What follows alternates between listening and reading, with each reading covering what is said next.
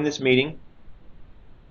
The meeting will be available in the future. I'm not sure how we're going to share it. Just ask that you kind of keep it within your organization, not distribute it, distribution on that. Sometimes we don't record, but we're okay with doing that here. So just know that this is being recorded. We are here for ReportWriter training. Let me move my window out of the way. I've got the site up, and I'll probably just be staying at the system level for now. I might jump into one of the services. If there's a service I need to jump into, do you have one that's safe that I can look at? We have the training simulator agency. Okay. That one has just fictitious data in it. Okay. Or should have just fictitious data in it, so that would be the safest choice, or the test agency. Okay. If I need to, I'll jump down in that respect. So yeah, welcome to ReportWriter training. To get to ReportWriter from the home screen, the regular screen, it's under the Tools drop-down, and we go to ReportWriter. So think of ReportWriter as kind of a sidecar to the system. It's sitting off, not by itself, but it's something you navigate to and for reporting. So you can restrict by permission group that a certain permission doesn't even get to ReportWriter. If there's certain individuals that you don't want to even get there, you can restrict their access. They won't even see ReportWriter when they drop down tools. So that's how that the permission can work. Once we open it up, all right. Let me check my list here. I might have to mute a couple of you. I'm getting some pretty good feedback. So AMR, I'm going to probably mute both of yours. Chat with us if you need something, and then yeah, I'm muting a couple others as well. Sorry, Riverside, I'll mute you. I can't tell who's making the background noise. With this many people on, it's just hard to communicate. But you guys should be able to unmute yourselves if you need to. All right, sorry about that. I am in the home page of ReportWriter that you see on the screen. I got there again by Tools and ReportWriter. It just so happens that this home page is the same page when we hit Create Report. So it's kind of the landing page or the home page for the whole ReportWriter. And if I hit Create Report button, I'm in the same spot. All right. The top section, let's do a quick tour. The top section is the transactional reporting. That's up here. You see that in that location. That is taking data right out of the database. So it's pretty live. It's pretty up to date. If I get a call at 11 a.m., I should be able to look in there and report, get a report on it at 12. So it's pretty quick and easy. The data is coming out pretty much real time. You see different data sets. So we don't lump everything together in one mass reporting. Every single field in our system. We break it out by what's needed. So you'll see if you want to report on fire incidents, EMS incidents. If you want to do a reporting on personnel, you would click the personnel data set. So if I'm looking for a list of my department members and their home addresses, or I go to the staff or the personnel data set. When I click on one of those data sets, okay, I get the same screen. So no matter which data set I pick, it takes me to the report creation or this reporting page. All right, and we'll come back to that in a second. But that's how you get to the data sets, and that's what the transactional reporting is at the top. All right, so that's transactional is. Below that is the analytics. The system has provided you with an additional reporting tool, and this is our charting and analytic tabular charts. So that's what you see below in this section here. All right, you'll see that it's just incident data. You're not reporting on personnel, you're not reporting on facilities, you're not reporting on CAD. We take incident data out nightly and put it in those cubes. They're called data cubes. And so the data is put in there once every 24-hour period, and it's designed to report trending and report stats of long-term trends. It's not something you're going to pull a report for an hour later type thing. So that's what those are for. Reporting settings are probably only seen by admin. That's how they administer reports and or permissions. So as far as permissions, if there's things on my screen that you think you might need to see or you're not seeing, like maybe you don't see these analytics, that's a permission that would discuss admin on that and whether or not you can see it or not, and they can set those permissions as well. There are a lot of permissions in the background, so it's possible that something got missed and you're just not seeing something that's there, but just not in your permission group. So know that's there. All right. Off to the left is my reports. So I have a section here of, if when I find a canned report, we'll talk about those, or a group report, I should say, or I create my own report, I can have a place to store them. I don't have to look through the big, large list of reports. Some of you may be looking at my reports and say, hey, those look familiar. That's something we created. All right, stand by. I'm letting somebody in the lobby. They might look familiar. Well, when you create a report that is visible to everybody, okay, I can see it. And I'm logged in as like a super admin. That's why I'm seeing it at the system level. So that's why some of these reports are here in some of the, the folders. Otherwise, most of you will come in and see it pretty empty, unless your department or agency has created some reports.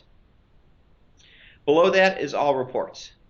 And so there's a bunch in here that are, and they may get turned on here in the future, but there's a lot here that are canned and ready to go. So, as far as reporting on crew members, you've got an EMS participation report that we've already created. We have done a lot of pre-work on some of these reports so you don't have to create them.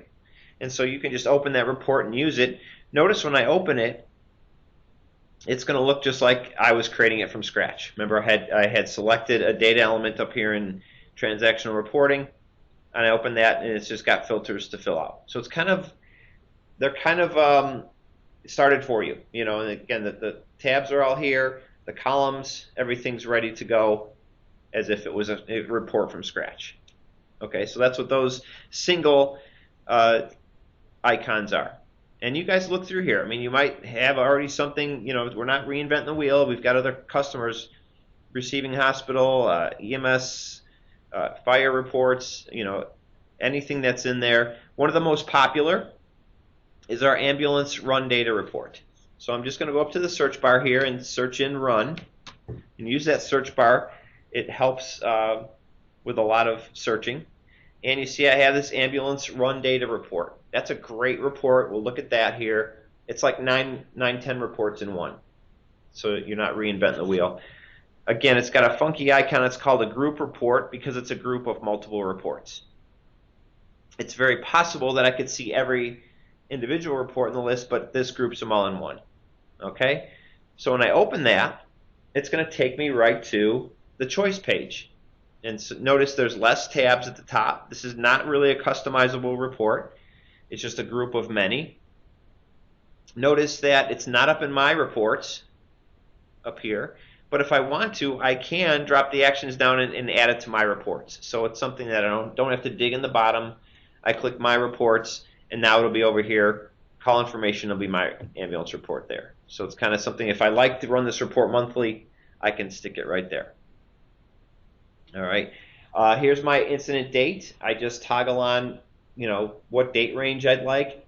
This date range is very flexible. So I can do a lot of things with it. I can do is before a certain date or after. And it's right now set in between. So I could do a date range. Give me all the calls from last month. I can manually go in here and say from December 1st through December 31st. And include the month. And so that's very easy, explainable with the calendar. Otherwise, I could just have gone to equals to and said, give me all calls from last month. And you have last quarter, last year, this year. We can go year to date. We can do a lot of things. So I can do the individual dates, or I can just say last month's calls. So I've got the name of the agency is equal to. One thing here on the caveat on permissions for ReportWriter, let's talk about that now while we're in this screen. Your permissions follow you to ReportWriter. So let's say, and it's possible I have somebody out there that is a member of 2 agencies. You're a member of 2 departments on this site, and you have ReportWriter permissions. You have permissions to see every single the agencies you have permissions to. So you have to be a little bit careful on reporting that you're not pulling both agencies. For example, if I'm on Corona Fire Department and Mission Ambulance, and I would see those, and if I pulled a report, I would get results for both. as long as I have permission to see them. So you have to be careful on what you're doing. We gave you the ability here to say, you know what, I just want to see one of those two, and that would be Corona in that example. The other thing for permissions that's nice is from a user perspective. Users are only going to see calls they have permissions to view. So let's say you have somebody that's pretty tech savvy. I don't want to call them a hacker, but maybe they're a hacker, and they get in the ReportWriter and they pull open a report, even if it's a report they don't like, this fire department test report. They're only going to get results of calls they have permission to see. So in that case, it's probably only be calls they're a crew member on. So your report viewing permissions also follow you to ReportWriter. All right, just 2 points on permissions. If you're on multiple agencies, be careful on how you're reporting your results. And if your users get in here, they're only going to see reports they have permission to see. They're not going to be pulling results that they don't. All right, so for this report, it's a pull open the report and run it. There's not much. It's very simple, very easy. I could filter this by different types of response or situations I found, or just let it go. I'll leave all the services here. I'll leave the last month in, and I'll just run it. So very simply, just give me a date range and run it, and it's going to summarize a bunch of data from all the services because I have permission to see them all. But you're going to get a good summary for your towns. Like here's runs by city. And so it's pulling all the cities and reporting that. Runs by county. That's obviously a system-wide picture. If I wanted to pick on one agency, I could have. I'm trying to be very careful. I don't believe I'm going to get to any patient-specific data here, so I'm still just running a summary. The days and numbers of calls, the days of the week and the time ranges, the runs by hour of day, the runs by week, the provider impressions I'm running. So it reports all those. I've got 1,000 of them that are blank. So those might have been test runs, but 35% of the calls do not have a provider impression. And so we're running through that. You can see that they're all split up. A lot of provider impressions. They're all basically individual reports that are combined together. Runs by disposition, and then runs by dispatch. And I think at the bottom here we're going to get to a summary of times. What procedures are we doing? System-wide, you did 350 IVs. And obviously, if you did just your department, you'd have your own department stats. The medications you're given, the mileage. And now we're getting down into run times. What percentage of the time am I below 5 minutes? 30.33%. Those kind of things. And then your response times here. So it's a great report for the end of the month. Maybe you have a city board that needs to see results. You pull this report open, you run it, and then you can export it to a PDF.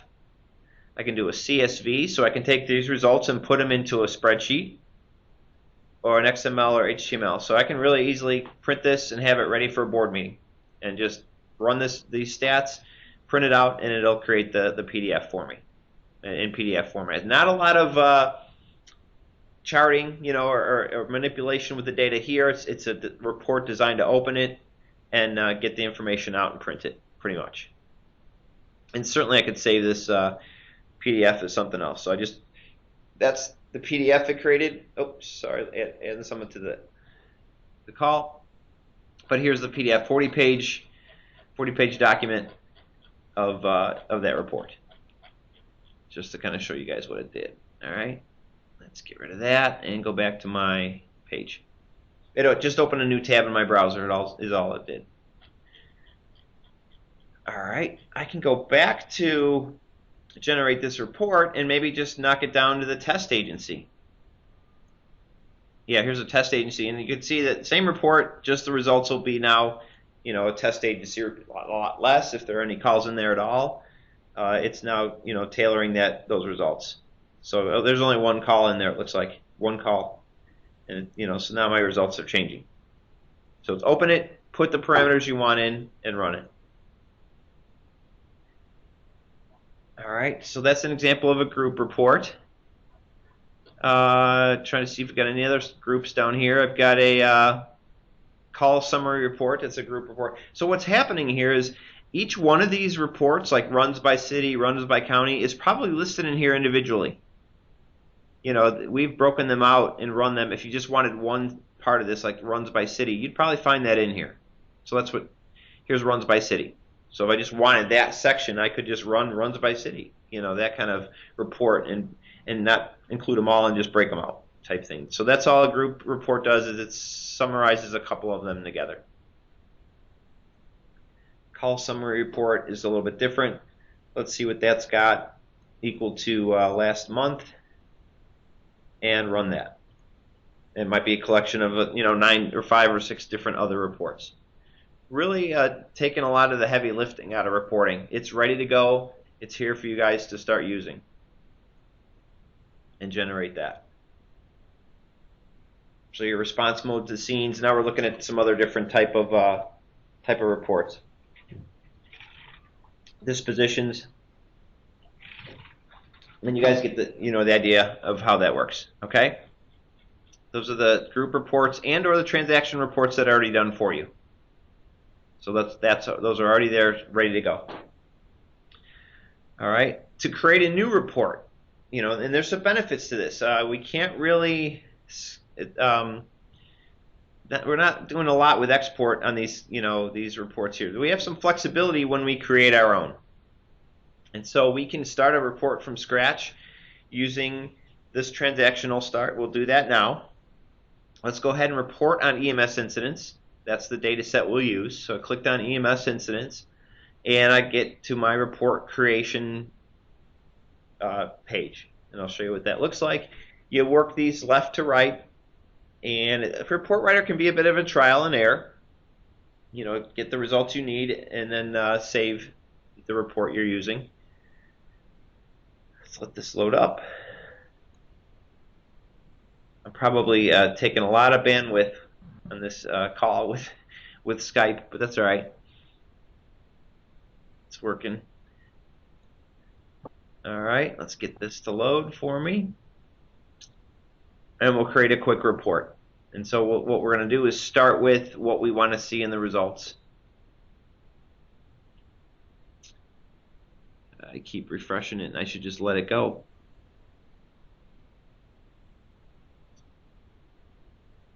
All right. I need some Jeopardy music. Does anybody have that hold music again? There it is. Murphy's alive and well. Okay.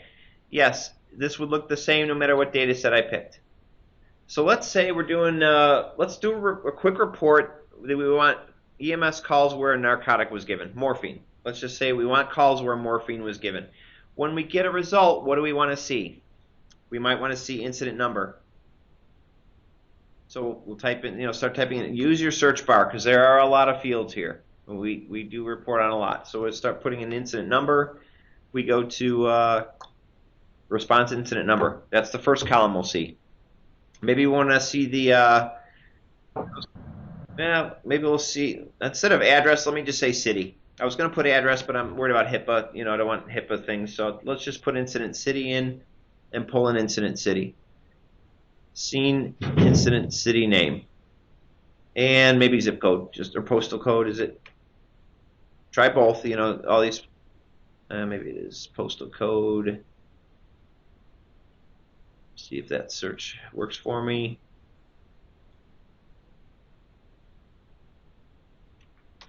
I'm just picking fields. Maybe we want the cause of it. Let's go disposition.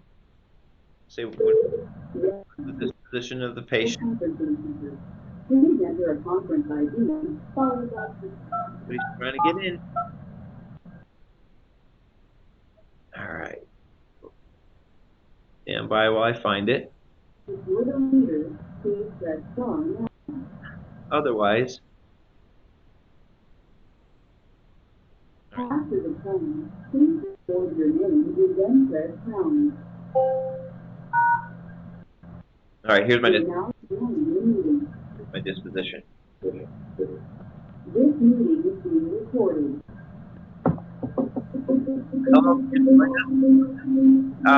Your audio if you can, please. Oh, you got two meetings going on at once. Sorry, stand by, everybody. Let's get this taken care of. Holly, is that you? Yep. I just muted you, Holly. Sorry. All right, we'll keep going.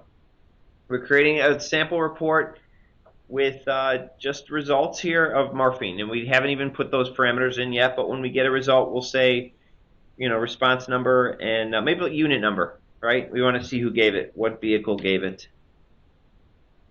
So EMS unit call sign and unit number. We'll put that in. So it's kind of a general report. We don't want to run this report yet. Why? Because I have no parameters telling me how to restrict the data. I will get every single report in the system with these selection. So don't generate too early on this transactional side. Work through the report and get to criteria at the end. All right, so we've picked the columns that we want. We go to display. How do I want to display these columns? I can clean this up by maybe taking out eResponse 3. If I wanted, not have that in my heading, I could take that out, take eScene 17 out if we wanted to make the report nice and clean. So that's one thing you can do with the display. The other really cool feature is that I can link to the reports, have a link on the results to take me to that report. So when I find a report that has morphine, on the response number, I'm going to put the incident run form.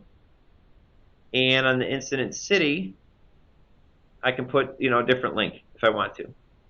I can put the PDF if I want. So you can put a link at each incident report that you get morphine. Kind of cool. I'll show you how that looks. Grouping is the next column. I don't have to use it. I can let this report just create a list, or I can group it by unit number or call sign if I want. So let's go ahead and do that. Just show you. You know what? I'm going to not do it the first round, and then I'll show you how it looks later. Sorting, we can leave alone. It'll probably sort it by incident number, but I can leave it alone right now, and we don't have to do sorting. If we wanted to sort it by something else, we could. And then finally is our criteria. Here's kind of where the rubber meets the road. Here's where I'm going to specify that I get morphine. In the top section is criteria of a report. These are hardwired in. So if I generate, you're going to get all the criteria, and you can have as many as you need. So the first one obviously is the medication given. So we start typing in medication. I think we'll find it. Let me keep going. Medication. See, I got dosage, I got drip rates, I got everything that you possibly is in the report. You can pull this out. So medication given name. Let's see if we can find that. Might be under name. We got current patient medication name. We got medications we give. Response to medication. Description. Yeah, I think that's the one. Is equal to, and then now there are values. So I can say morphine.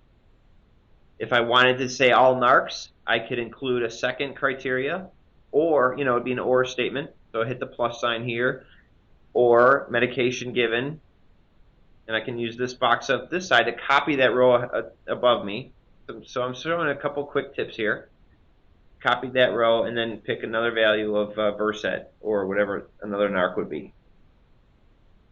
You can pick as many as you want, but make sure now I got to change that to an or, because and wouldn't work. I'd never get a call. Well, I could get it maybe that I gave and, but now or an or. All right, so that's one thing you can do with criteria.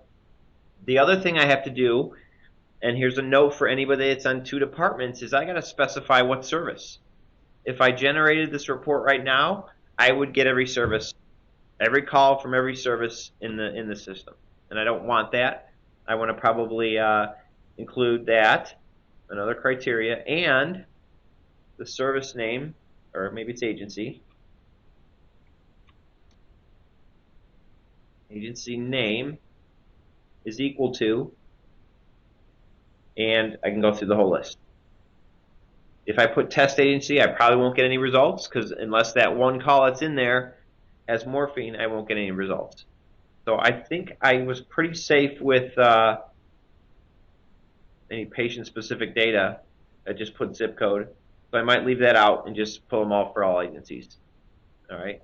So that's criteria. You're building them. You always get those criteria. And I'll just say it's not blank. So you can see how many choices I have, and those criteria is equal to, is between, is not. Very flexible on how we report. So the agency name is not blank. You'll get everything. The filters now, on the other hand, this bottom below, these are questions you're asked when you run the report. So I might want this report to be monthly, weekly. I'm not sure when I want to run it. So I might put incident date in there as a filter so that I get asked each time I run this what date range I want. So let's put incident date in there as a filter. And for grins, we'll put in, I don't know, we could put, I'll just stick something else in there that's kind of funky. So you'll see that I have as many as I want, and as many filters as I want. The other helpful hint I'll give you is if you're filtering on a medication given, like here, we said morphine, we might want to put that in the column. We might want to, to double check our results. It's very important to double check that we are getting all the morphine calls. So it's good that maybe we put in medication name in the results. Medication given. Is it given? Description. So we'll put that in the results so we can definitely check that's morphine. So just another helpful hint. You didn't have to, but we're going to do that for checking. And I'm going to check my criteria here. Medication given is morphine and not blank. And now I feel pretty safe running this report because it's going to stop me and ask me a date. I won't get every single report for 10 years either because I've already filtered the date. When I generate, there's the questions that I put in the filters. All right, give me all the calls that are equal to, we'll stay with last month.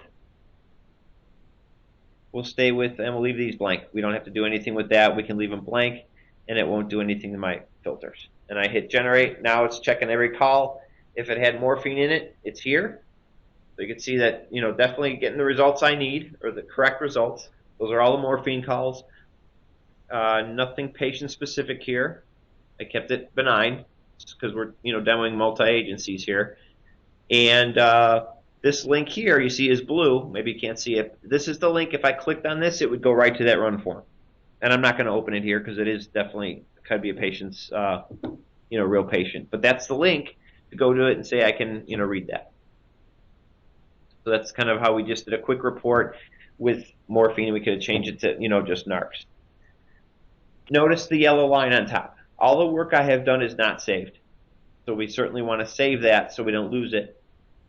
When I do that, I drop my actions down. I have save, save as.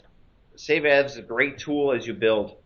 If I wanted to now take a report and get a report of calls that I did intubations on, take the same report and just change the criteria and save it as an intubation report. So you're getting the same results, just doing a procedure, search instead of a drug. So that's the save as. Permissions, schedule, we'll talk about that in a second. But let's go ahead and save it. When you create a new report, you name it. I would suggest you name them specific. So I'm going to make this test morphine call, or morphine report. And I'm going to put it in the admin folder. Maybe I'll put it in the call information folder. Well, let's see. Yeah, call information folder. I'm going to make it visible to everyone. So you will all see this report. But you're only going to get results for your department when you run it. So I will say yes to everybody. It's a kind of a report you can go back to and say, oh yeah, we did that in class type thing. Test morphine report. You'll see it up in my reports under call information. Or, this might be useful for you admins, you can exactly say who sees it on your department. If you only want a couple people to see it, you can pick those names. And I'm probably getting names of the whole system right now. So it's called Test Morphine Report. It'll be in call information. Hit save. You'll see it pop up here in a second. So there it is. Again, because it's only giving you permissions of what you have to see, you won't see anybody else's calls. you'll see just yours that morphine was given. And then that criteria is there. All right, now the actions. I can schedule this report and have it running monthly. Maybe the project medical director wants that on their desk every month to see what calls were narcotics given on. It could be intubations, it could be anything. And so we can schedule that report a couple different ways. Maybe the project medical director wants to see it monthly, or so we could go monthly, first day of the month, and schedule that report. And we actually say who sees it. Do we have any test members? We got a couple test people here. Test pilot. We'll put that person's going to get that, or ImageTrend admin already has it, so we'll just leave it ImageTrend admin. So ImageTrend admin is going to get every month. Add another schedule. Maybe you want to see it every week, and so that someone else can see it every Monday. ImageTrend admin is going to get it every Monday as well. So you can have multiple schedules running. All right. The one caveat with scheduling, and I'll leave those running. The big caveat with scheduling is the criteria. I need to build all the criteria up into the top section. So the reason for that is nobody's here to answer the filters when I run, do a scheduled report. Who's going to answer the date range? It's a very vague. It won't get answered. So I have to take all these out of filters on a scheduled report and put a date range in. And so if it's a monthly report, I would open that up to another criteria and incident date.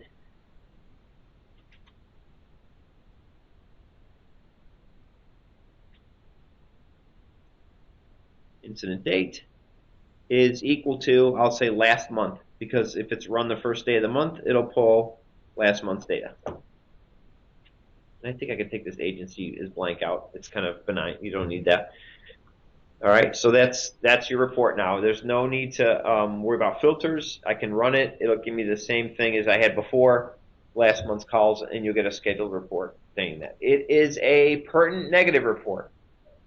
So the medical director would get a report even if no narcs were given and say the results of this report were 0.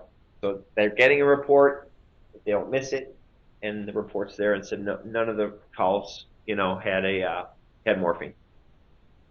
So that's scheduling. That can be done with those. I can remove it from my reports.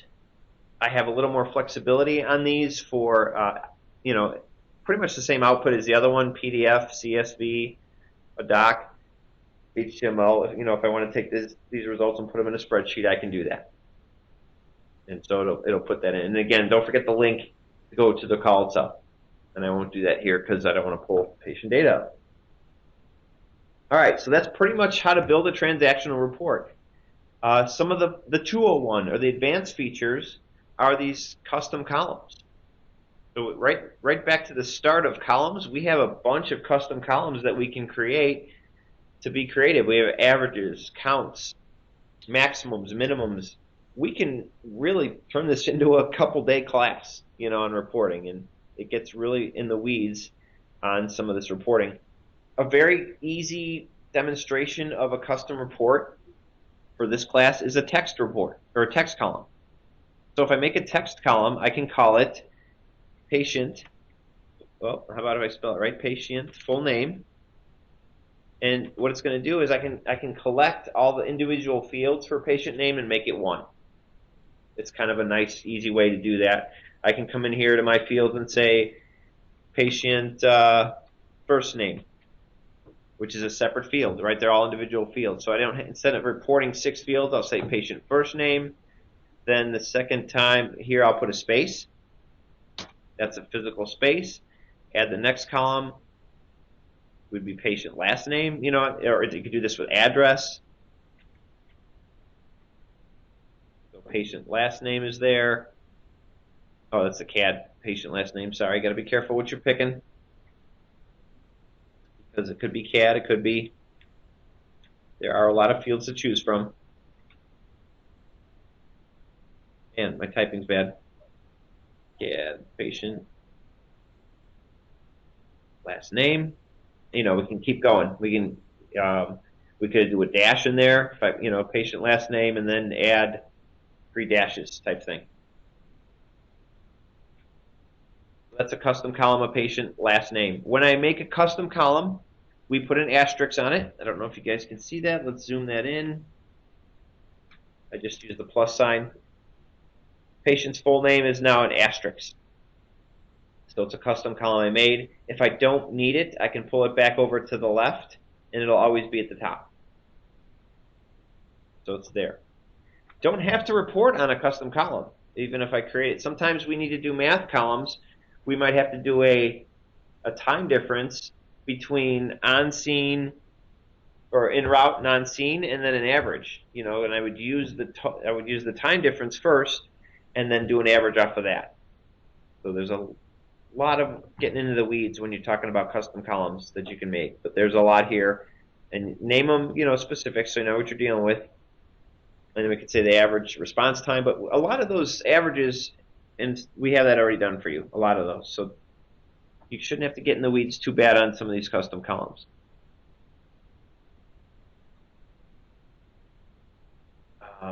We have time difference fields here. There's a lot of fields here in the report.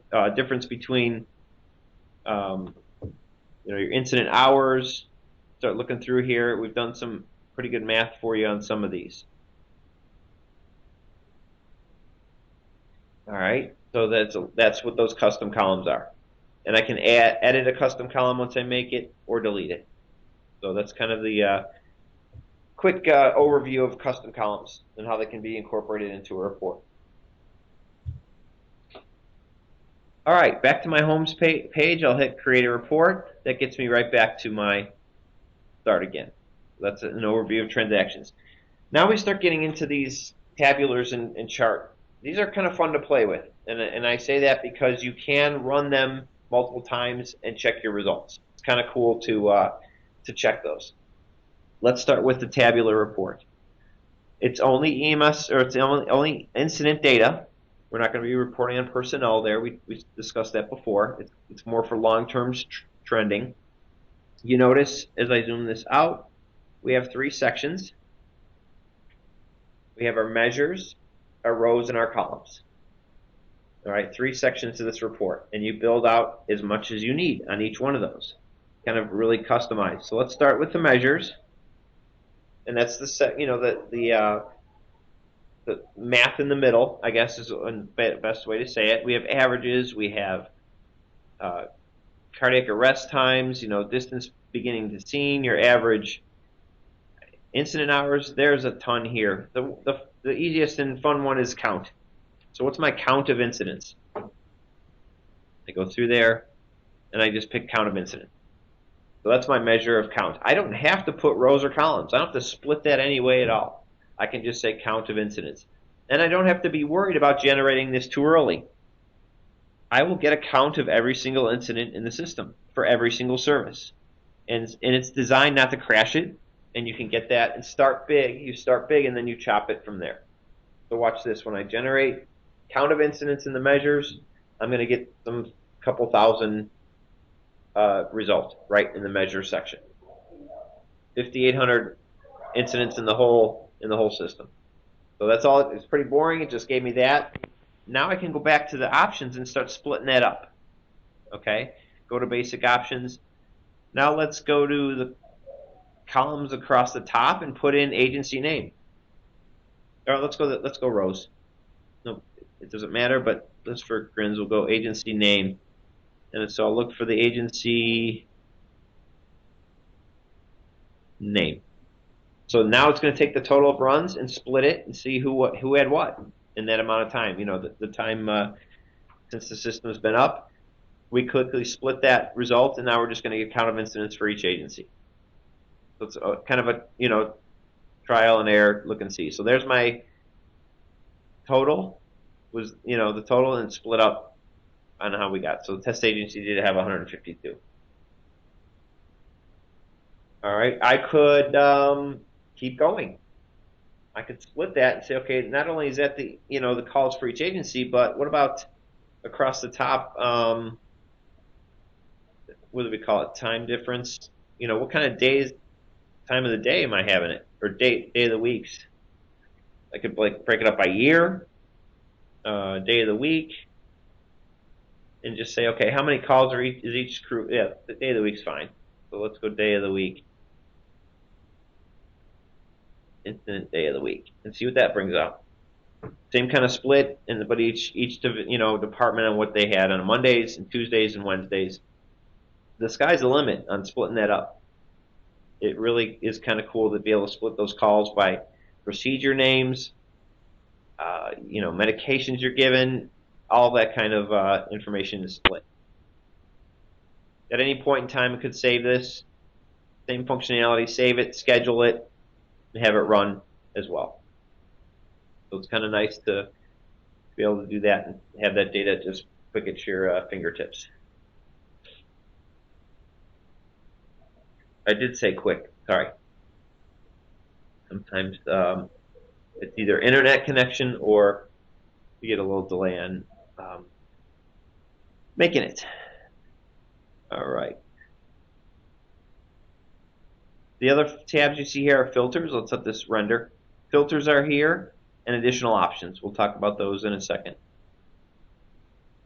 What did I put? Day of the week? Shouldn't have been too hard to filter through that. Yeah, I just numbered it. I could have put day of week name. So Corona had 190 calls on Sunday, 249 on Monday. We just split that way. Just a different way to split it. I could have filtered it. Okay, I could have done a couple things here, basic options. I could have filtered those fields and said, I just want to see on the incident day of the week, just show me is equal to how many, on what was it, Monday is 2.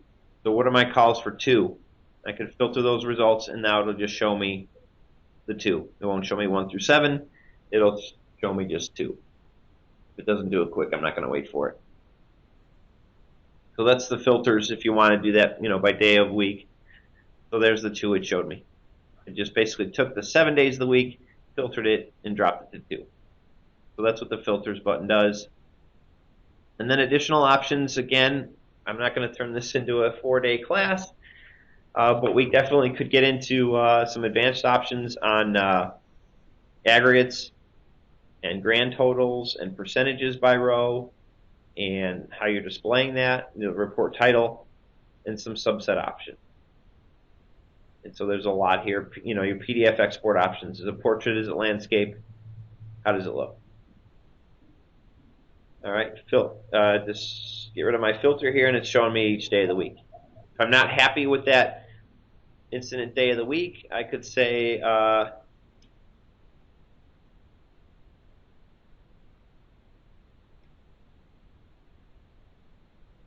incident day name instead of day of the week. So now it'd be more clear that it wouldn't be Monday, Tuesday, Wednesday. It would be, or instead of 1, 2, 3, 4, it should have the day of the week. So it kind of breaks it out.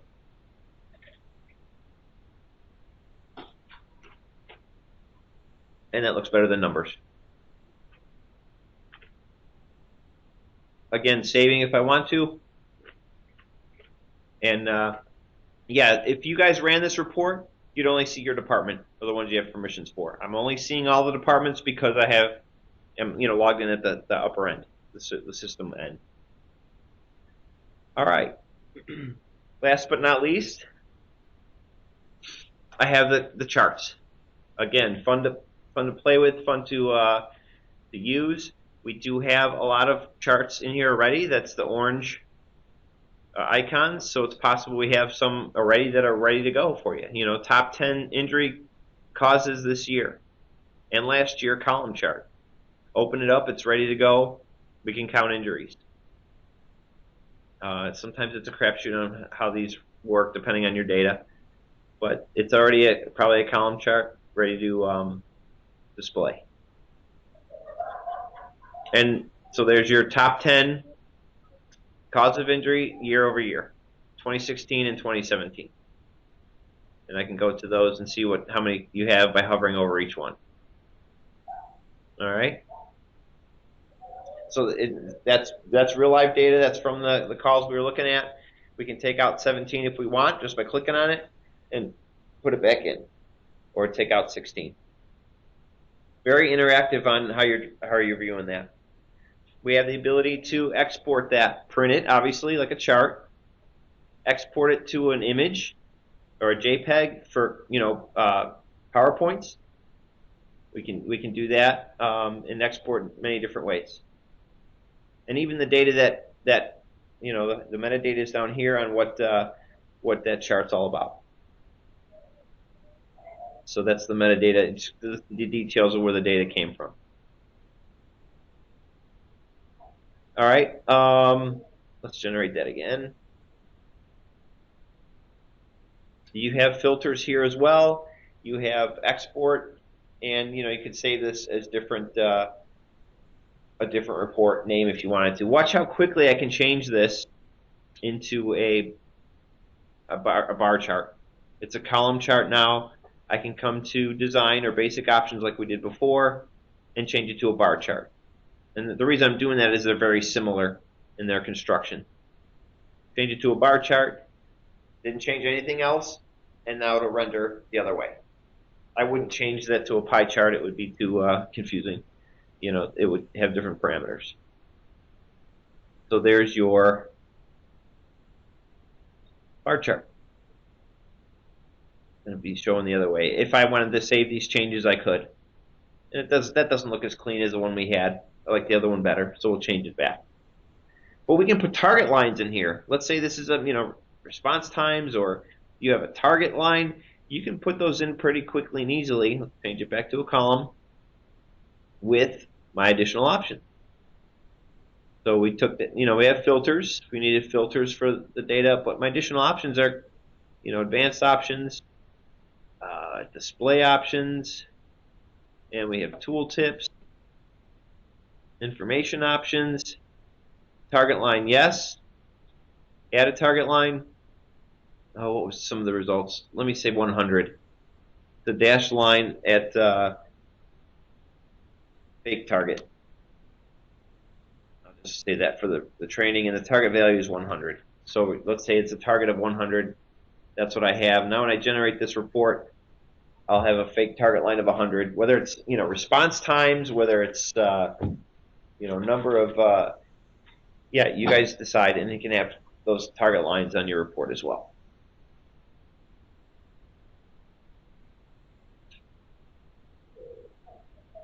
And so that'll be right there in the report with the fake target. It was a dotted line at 100. So if you had a initiative, or you wanted to knock your car accidents down below 100, or that was your standard, you obviously passed it with those two, with falls and a car accident. Nothing was saved in the original report. My changes have not been saved, so I didn't follow up the original. But if I wanted to keep this, I would save it as something else. Incidents by top 15 location types pie chart. Just switch right over. That's over here. Should be ready for you guys to use. And you can take that and use that as a template and change it, or create one from scratch. It's just rendering a pie chart of the location types that were selected. Top 15. Mostly residents. You'd expect that from the calls. And so pretty much that's live data there as well. The basic options, the construction looks a little different than a bar chart because we don't need as many data elements. So they change depending on the type. Pie chart has different fields to pick, and then the bar chart and column chart as well. But that's very interactive. I could have taken out residential on that pie chart, and it would have changed the complexity of the chart. Yeah, okay, I get it. We're going to residential a lot. The residential type buildings, we can click that out of there and say non-institutional private residence, and then boom, it changes the chart. And now takes that out, but says, hey, here's the rest of them. And so, and then put it right back in. So all I did was click on it here and click it back in. Really kind of nice to interact with that. You still have filters. Maybe you just wanted to do it for date range. So give me all the calls from last month. Maybe this is a monthly chart. You want to compare it month over month, you can do that. let's see if we have any. We got some time gauges. Average incident, patient to arrive at destination to unit back in service. So you can track anything you want on a time gauge. What's our department average, and returning the quarters or from the hospital? 34.8 minutes. What's our average unit notified by dispatch to unit arrival? Now this is for all agencies, not just one, but yeah, we can do this for the average for everybody is going to be about 6.5 minutes. From average incident notified by dispatch to unit arrived on scene is 6.5 minutes. And those time gauges are pretty, and you set the parameters on these time gauges. So from 12 to up was red, from 8 to 12 is yellow. That's all controlled right here in the options. 0 to 8 is green, 8 to 12 is yellow, 12 to 25 is red. And the field we're using is average incident response. That's obviously the one we're doing in minute. We could change it. All right, average response time and scene time in a bubble chart. I mean, the sky's the limit. There's so many choices on bar charts, bubble charts. This one's going to look at response times versus scene times. So it's kind of saying on the calls that it's kind of seeing if there's a correlation. If there's calls that took us longer to get there, what's our scene time? So the scene, the scene time is how big the bubble is, and the response time is, or vice versa. Response time is the bottom column, and the scene time is the bubble. So the larger the bubble, the scene time. The scene times look like they're pretty much the same. Or pretty close. And now this basic option is going to get, obviously more fields on a bubble chart. You could take, you could take it from scratch, start with EMS incidents right from the chart, and open up and start your own. So it doesn't matter. You don't have to use one of our starts. You could start right from scratch.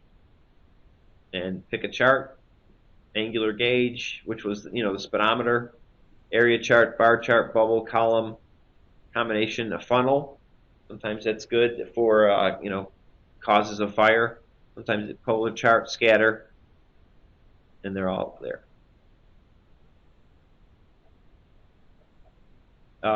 The service can create, reports for everybody. I don't know if you guys have done that, if that's what we're seeing here on some of the all reports here. Look like there was reports that were made for everybody. REMSIS report. It was a REMSIS folder, I think. EMS Compass. I don't know if that's a department or, it's hard to tell from my view what I'm seeing, if it's, everybody. REMSIS, here is the one that runs by provider impression report or test and infer. So there's been somebody in here doing some testing. Everything I'm talking about here today is in our university. There's a 101 class or a basic. I don't think it gets much into charting, and then the 201 starts talking about custom columns. We also have a complete track of just ReportWriter for our conference. We do that every year.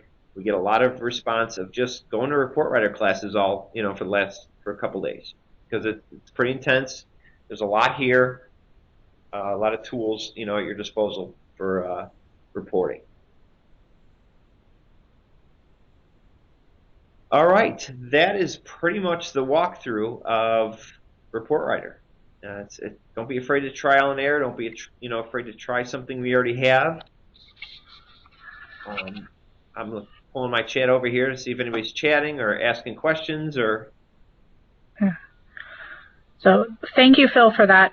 We are looking to host a face-to-face session where we can probably get a little bit more into the weeds, so to speak, as you were describing with some of the reports. We're looking to do that again in Riverside at our building probably in February or so that we can maybe try to build out some of our CQI reports that we have everybody report on as it is. So you mentioned in the university a 101 and 201 class. Is that what the title is?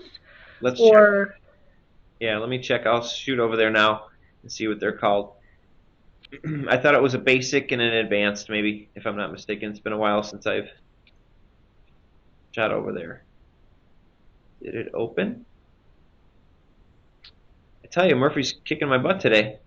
That's how it goes when Look you've at got that. all these people. Yeah, I know. I get it. yeah, Murphy's with us today. Is he in the attendance list even? Let's check that. Let's mute him if he is. No, just kidding. Yeah. I think it's a basic and an advanced, possibly. But it's a picture's worth 1,000 words. We'll go ahead and take a look. All right, university. And if you guys aren't seeing university, let them know. That's permissions based as well. Report writer. Oh, so overview of transactions is the top section. Analytical charts, obviously the bottom, and the tabular reporting is the middle. So you have all three of those if you wanted to. So there is a video in the transactional reports that's there in that watch the movie link, just so that everybody can see where Phil is. It's about an hour, and it's Neil Olson from ImageTrend walking you through the report writer piece, and then and you can see, I'm sure, where Phil is now, showing you the other videos. And when we do our face-to-face session, once again, I'm going to direct you to some prerequisite things for you to watch to help refresh and keep you up to date with which types of reports and things like that we're working with. Thank you, Phil, for that. Appreciate it. No problem.